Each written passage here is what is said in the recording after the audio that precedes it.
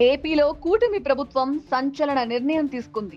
ఆంధ్రప్రదేశ్ రాష్ట్ర చరిత్రలో తనదైన ముద్ర వేసిన మాజీ సీఎం, విశ్వవిఖ్యాత నట సార్వభౌమ నందమూరి తారక రామారావు జయంతిని రాష్ట్ర వేడుకగా నిర్వహించాలని ప్రభుత్వం నిర్ణయించింది.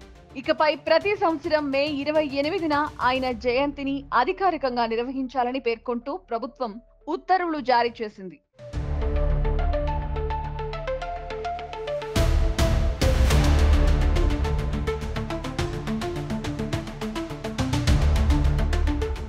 రాష్ట్రానికి సీనియర్ ఎన్టీఆర్ అందించిన సేవలను ఈ సందర్భంగా ప్రభుత్వం గుర్తు చేసుకుంది. ఆయన అసాధారణమైన జీవితం, దూరదృష్టితో కూడిన నాయకత్వం ఆంధ్రప్రదేశ్ పై చెరగని ప్రభావం చూపాయని కొనియాడింది.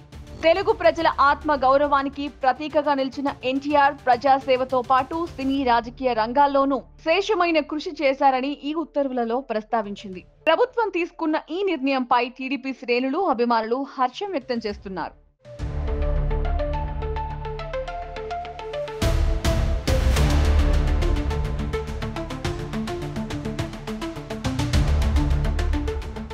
ఓవైపు కడపలో అత్యంత ఘనంగా టీడీపీ మహానాడు నిర్వహిస్తోంది.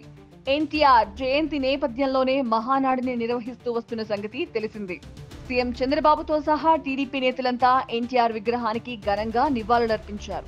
తెలుగు రాష్ట్రాల్లోనే కాదు, దేశవ్యాప్తంగా, ప్రపంచ వ్యాప్తంగా టీడీపీ శ్రేణులు అన్నగారి జయంతిని అంగరంగ వైభవంగా జరుపుకుంటున్నారు. ఆయన చనిపోయి దశాబ్దాలు గడుస్తున్నా తెలుగు రాజకీయాల్లో ఆయన పేరు ప్రస్తావించకుండా ఉండడం కష్టం.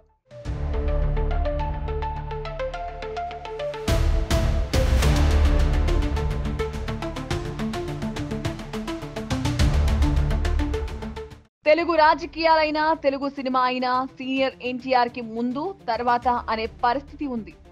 కేవలం ₹2కే కిలో బియ్యం దగ్గర నుంచి సీఎంగా ఆయన అమలు చేసిన సంక్షేమ పథకాలు, పాలనలో తెచ్చిన సంస్కరణలు అన్నీ ఇన్ని కావు.